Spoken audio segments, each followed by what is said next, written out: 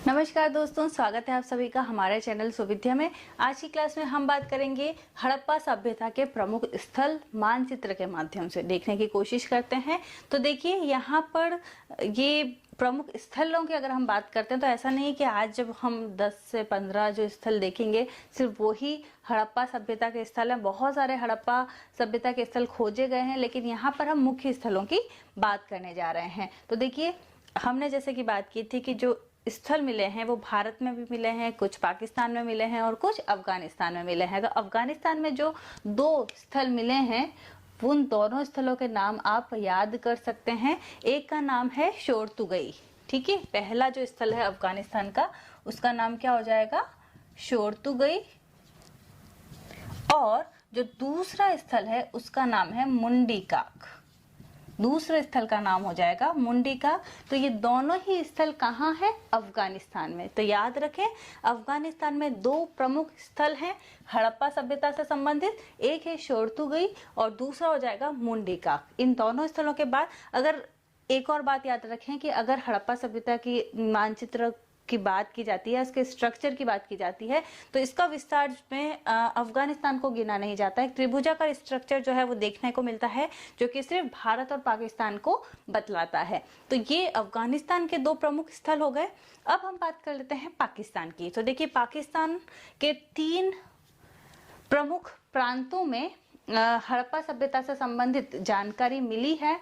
तो यहाँ पर देखिए ये मैंने थोड़ा सा, ये पूरी भारत की बाउंड्री हो गई जो कि, और यहाँ पर ये पाकिस्तान के कुछ प्रमुख प्रांत जहाँ पर अवशेष मिले हैं हड़प्पा सभ्यता से संबंधित। पहला हो जाएगा पंजाब, ठीक है। पंजाब पाकिस्तान में भी है, पंजाब का कुछ हिस्सा भारत में है। तो जो पश्चिमी पंजाब है वो पाकिस्तान में है, पूर्वी पंजाब जो है वो भारत में है। तो पश्चिमी पंजाब का ये एक एरिया हो जाएगा, उसके नीचे ये सिंध प्रांत हो जाएगा और इससे नीचे हो जाएगा बलूचिस्तान। तो डायग्राम आप ध्यान रखें, ये सभी सिंधु नदी और उसकी सहायक नदियां जो हैं, झेलम नदी हो गई, चिनाब नदी हो गई, रावी नदी हो गई, सतलज हो गई।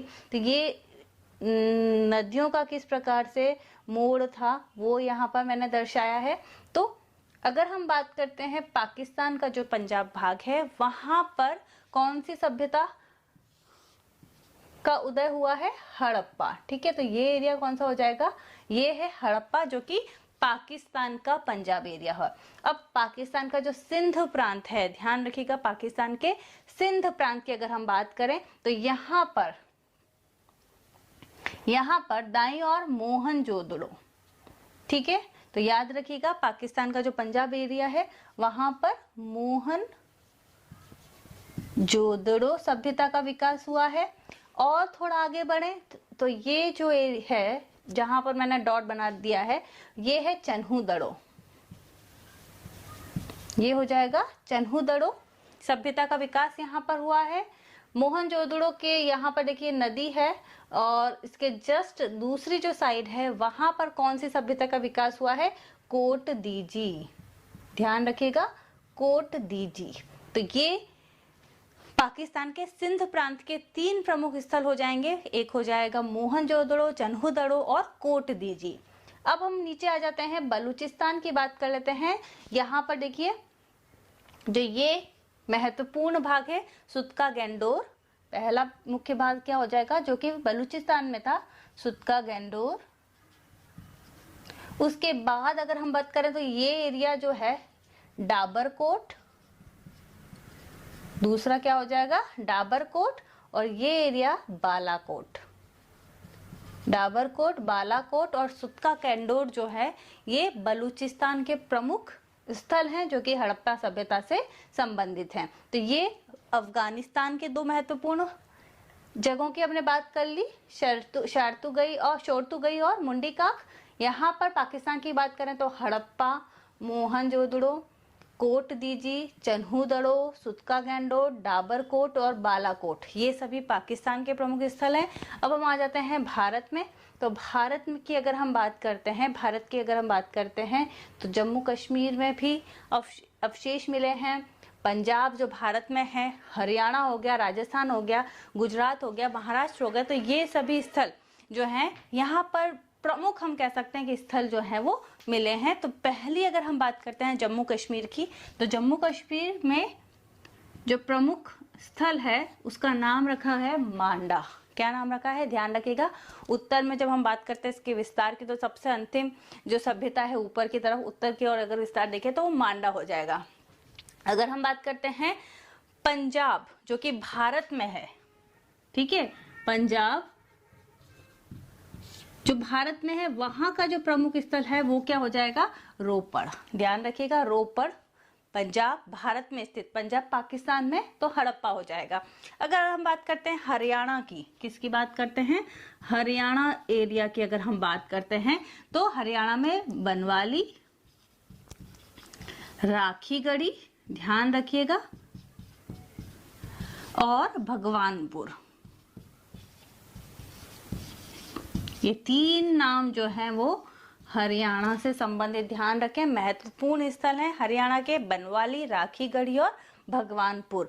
अब कई बार प्रश्न आ जाता है कि जो ये पूरी सभ्यता थी, मतलब तीनों मिलाकर, अफगानिस्तान, भारत और पाकिस्तान तीनों को मिलाकर जो सबसे बड़ा क्षेत्रफल किसका था, तो हम मोहनजोदड़ो लिखेंगे। लेकिन अगर मोहनजोदड़ो कहाँ आ जाता है भाई, ये पाकिस्तान में आ जाता है। लेकिन अगर भारत में का पूछा जाए तो आपको किसका नाम लिखना है, राखीगढ़ी का नाम आपको बताना है, जो कि हरियाणा में है। तो हरियाणा से 3 प्रमुख स्थल मिले हैं, बनवाली, राखीगढ़ी और भगवानपुर। अब हम बात कर लेते हैं राजस्थान की। तो राजस्थान में 2 प्रमुख स्थल आपको याद रखने हैं। राजस्थान के 2 प्रमुख स्थल कौन से हो जाएंगे, कालीबंगा और बालाथल।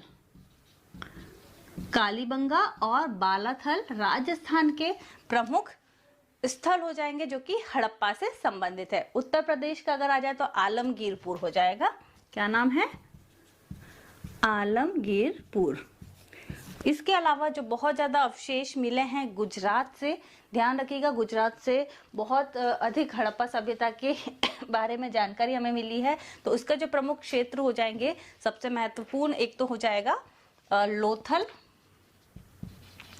गुजरात की हम बात कर रहे हैं, महत्वपूर्ण स्थल हो जाएगा लोथल।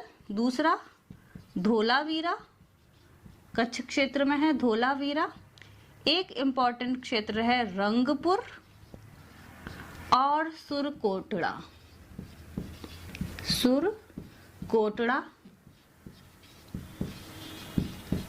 एक है भगतराव, ठीक है।